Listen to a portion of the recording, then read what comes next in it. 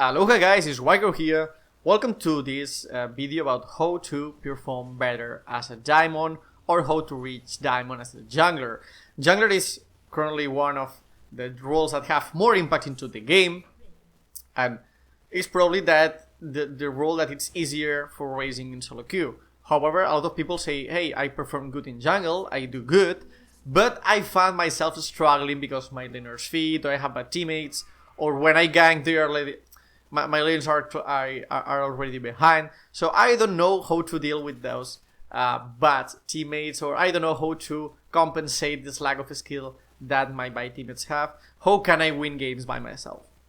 So today we are seeing 5 tips that will let you perform much better. I won't say making you reach diamond, because it's not as easy as that, but it will definitely ease the path to diamond to you as a jungle player.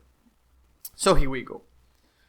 The first tip I'm going to give you is target gank. Target gank is what I know as choosing what lane is better to gank even before the game starts. So when you are in the loading screen, you can go make a coffee, or you can go call your girlfriend and ask how the day has been for her. But instead of doing those useless things, why don't you watch at the loading screen, at the matchup you have, and see what lane is better to gank according to the matchup you have. Let me explain myself.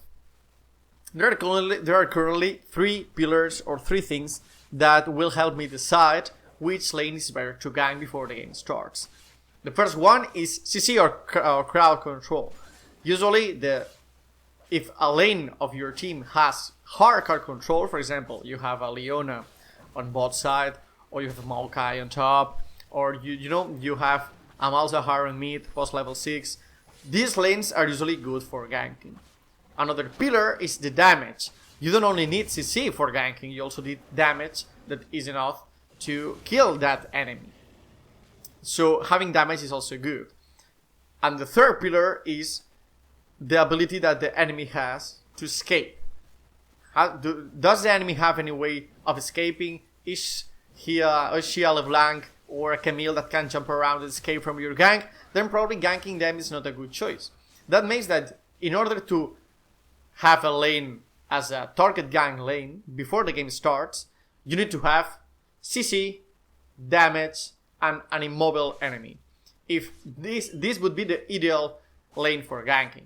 If there is an edit lane that gives these 3 things, then the best, or the one that approaches most this, is probably the best choice for ganking.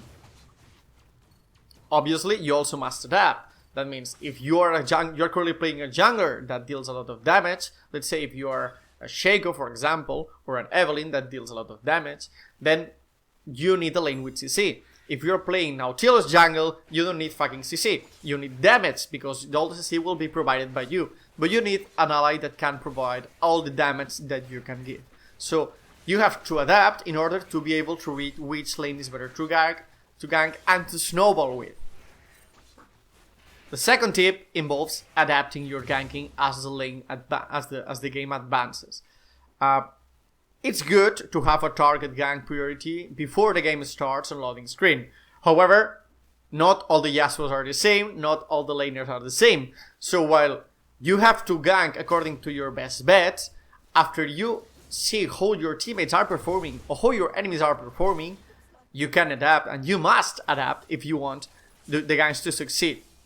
So if you have a lane that it's not ideal for ganking, for example, if you have an Orianna on mid lane that is facing a 5th enemy, ganking wouldn't be extremely good, because Orianna doesn't have much CC early game, she's good for zoning, also 5th is good for escaping. However, if you see that Orianna is mastery 7 and have 3 million points on her, and 5th seems to be out of field and he's missing every single ability and using E in a stupid way, then you have to gank that lane.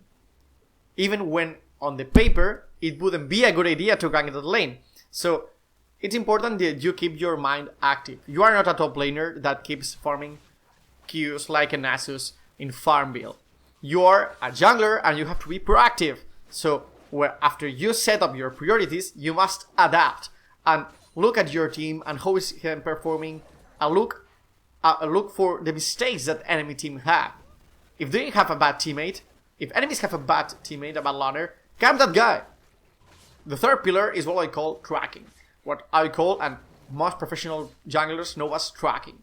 Tracking means being able to know where enemy jungler is. You can't imagine how strong that makes, the strength that tracking an enemy makes to your team. I can't fact English there. You really want to know where enemy jungler is at all moments, because if you know where enemy jungler is, even if he's fed, even if he's a Kha'Zix that camped the same lane and got 5 kills in 10 minutes, even if they are fed, if you know where they are, if you know where he is, you can control him and you can take profit of that.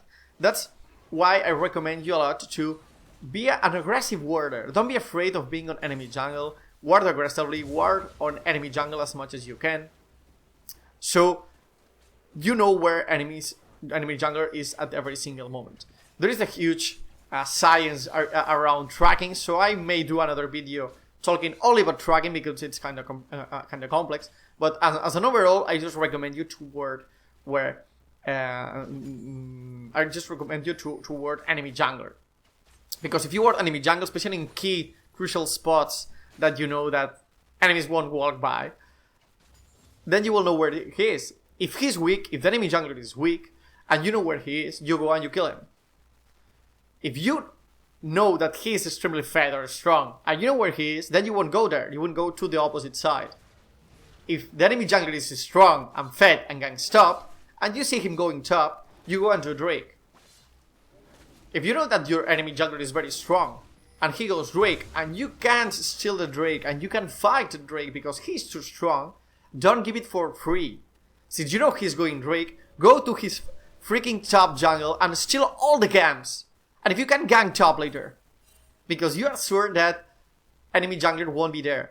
And even if he's fed, it doesn't matter, because you know where he is and you know that he won't be there. So you can take profit of that. It's important that you take profit of being able of knowing where he is on every single minute. And also it can be really, really frustrating and really tilting to the enemy side. Like, he will feel like, Jesus, I'm hell strong, but man, this enemy jungler is always where I'm not. Stop feeding, I'm fed. Stop dying when I'm not there. That's what enemy jungler is going to say to his teammates. But the fault is his. Because he's not noticing that he is being tracked. So I recommend you super hard to ward your jungle, ward enemy jungler, track all the enemy jungler, know where he is, and take profit of that, because a part of being useful, it's super, super fun to play. This leads into this fourth point of this video, the fourth tip, which is all that includes pressuring the map and invading. As a jungler, you are the role, or you are the laner, or you are the player that pressure the map the most. Top laner can only pressure top. Bot lane can only pressure bot. Mid lane can only pressure mid. If your mid laner loses his mid lane, enemy mid lane is going to roam and pressure all the map. That's your mid lane fault, because he lost the pressure in mid. But you as a jungler, you are the one that can pressure the whole map just by yourself, because you can be anywhere, and that freakings out the enemies. So it's important that you learn how to pressure the map. To pressure the map as a jungler, you have to do all those things. It involves you have to gank the lanes, you have to destroy, you have to secure drakes, these typical things. But one of the things that pressure more the map is invading and deep warding. You really want to invade when playing in solo queue, because players in solo queue don't like invades. That sounds stupidly obvious, but it's very dangerous to invade on high elo or in team rank, because if you invade an enemy, his allies will go to help him. But this is not likely to happen in solo queue. In solo queue, you can deep ward, you can invade, you can live on permanently on enemy jungler, and if the allies of that jungler go help the jungler, they will blame him, because they are losing farm, because I have to help you because you are losing the jungle. So when you are invading, when you're pressuring, when you're killing the enemy jungler on his own jungle, don't be afraid of doing that, because you are pressing the whole map, And not only the enemy jungler, but all the enemy team is going to be afraid or is going to feel pressured on their lanes. If enemy mid laner is better than my mid laner, and enemy mid laner is doing a better pressure on mid than my mid laner, I will help my ally, I will help my mid laner by pressuring the whole map. So I balance that. Like, enemy jungler pressures the lane, but since I pressure the whole map, the mid lane gets back too, and I kind of balance things. So you really want to be a pressure beast on the map, regardless of the champion you play. It doesn't matter if you play Sejuani, if you play SHACO, if you play Lee Sin, if you play Evelynn, if you play Graves. As a solo queue jungle player, you want to play aggressively. You want to gank, you want to invade, you want...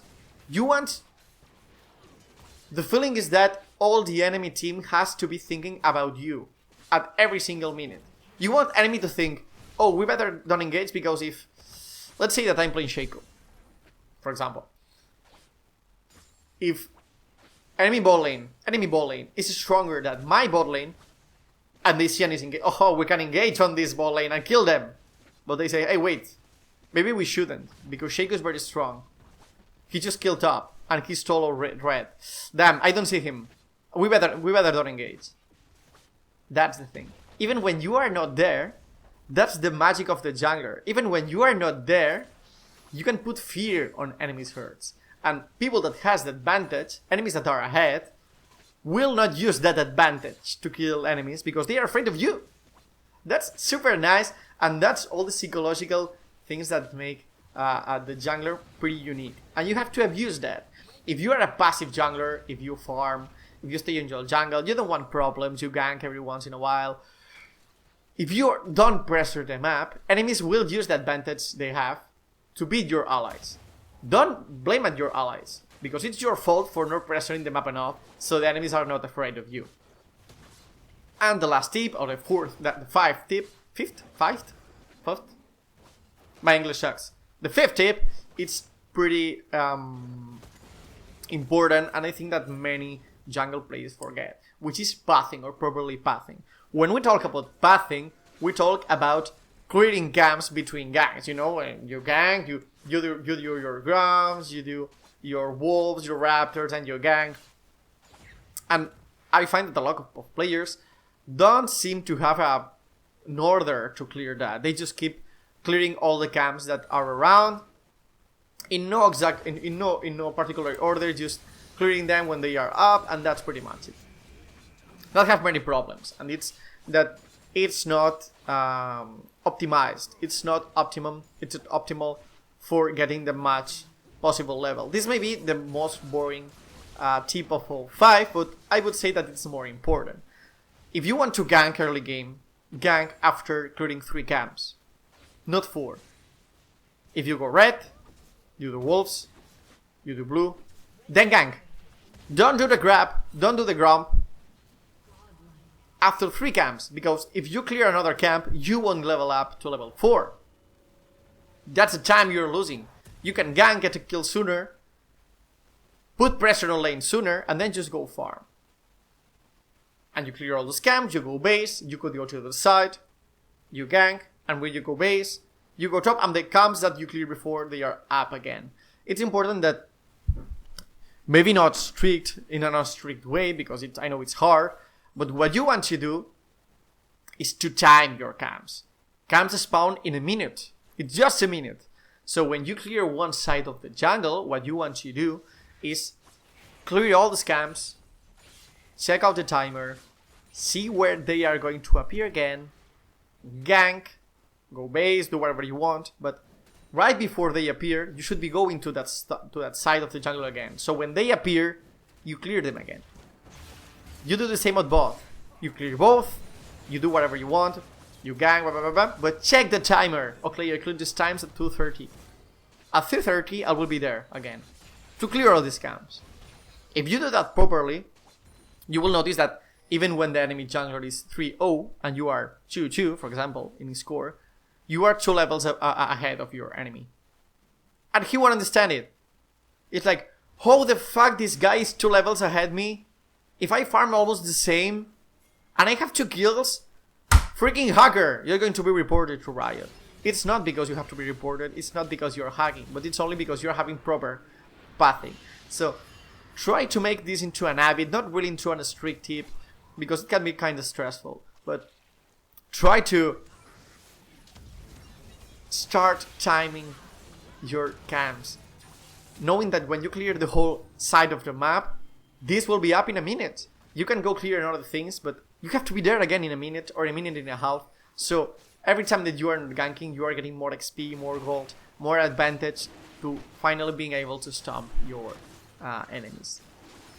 So guys, I think that's pretty much it. Those were the 5 tips.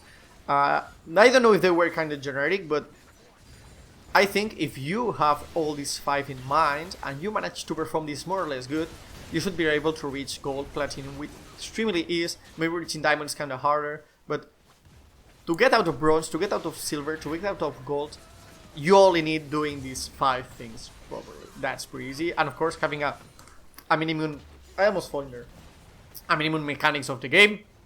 But I assume that you all are freaking gods of listen, so I won't go into there. So that's pretty much it. Test them. Give me your feedback. I really hope that them work for you. And if they work, give it a like. That's pretty much it, guys. You are so fucking sexy. Goodbye.